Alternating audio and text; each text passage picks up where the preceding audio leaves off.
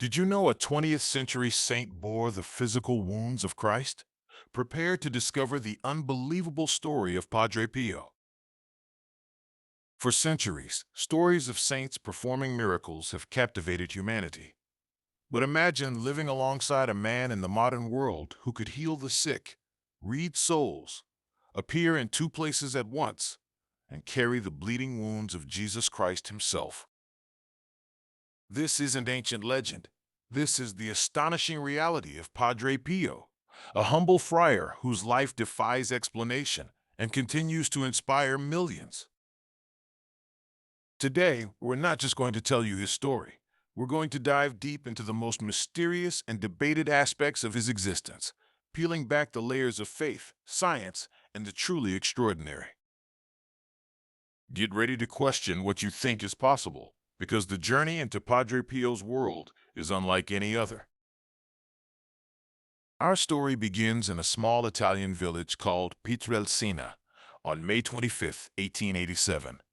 There, a boy named Francesco Forgione was born into a family of humble farmers. Even as a child, Francesco was different. He saw visions, spoke with angels and saints, and experienced spiritual struggles that far surpassed his young age.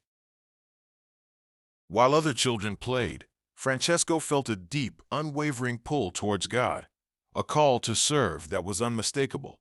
His family, though simple, recognized his profound spirituality and supported his desire. At the tender age of 15, Francesco answered this call, entering the Capuchin Franciscan Friars, an order known for its austerity and devotion. He took the name Pio, honoring Pope Pius V. From the very beginning of his life in the monastery, Friar Pio was marked by intense suffering, both spiritual and physical.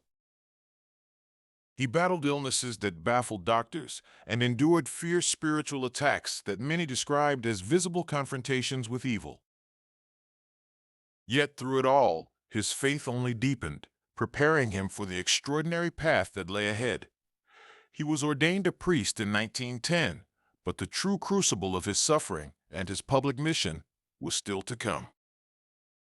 On September 20th, 1918, something happened that would forever change Padre Pio's life and etch his name into history.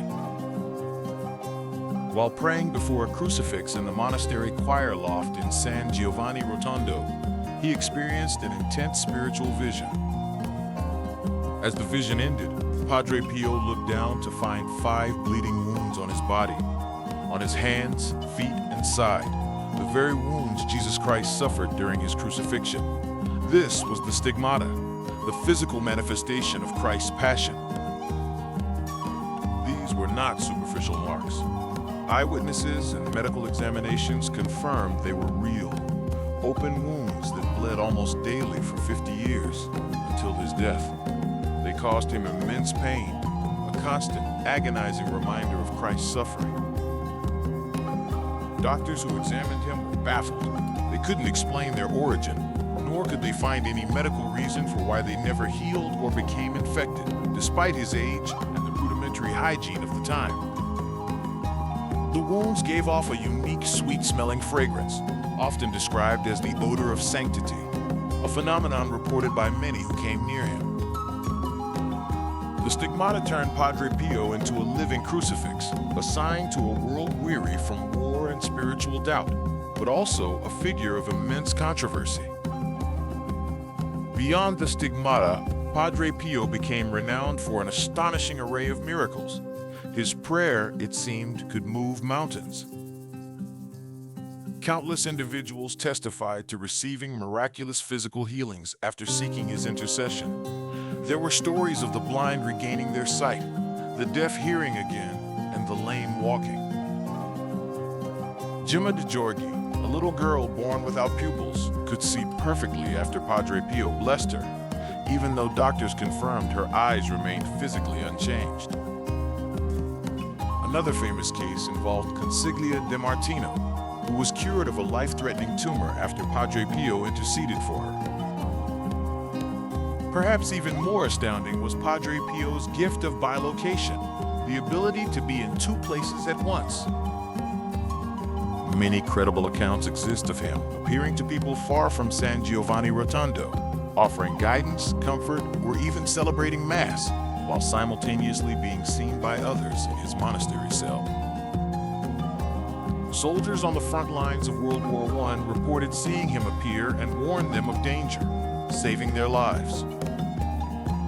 He also possessed the gift of prophecy, knowing things about people's pasts, presents, and futures with uncanny accuracy, especially in the confessional.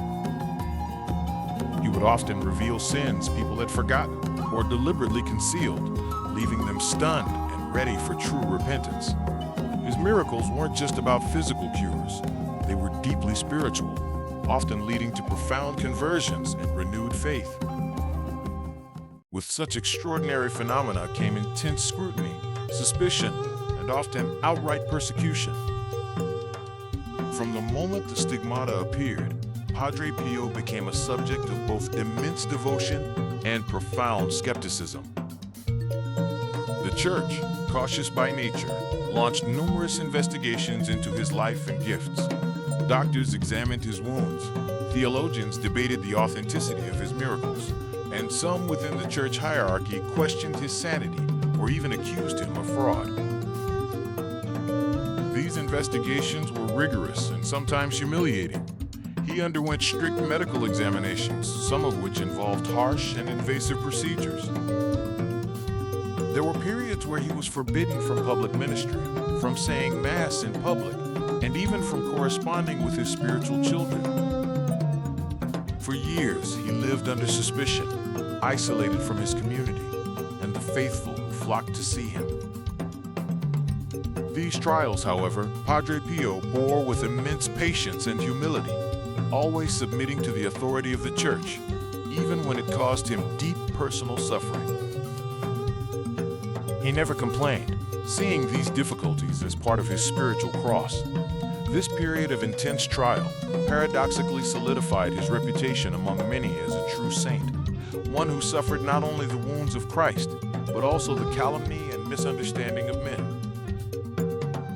Despite the controversies, Padre Pio's influence as a spiritual guide was immeasurable. He spent countless hours in the confessional, sometimes up to 16 hours a day, offering penetrating spiritual direction.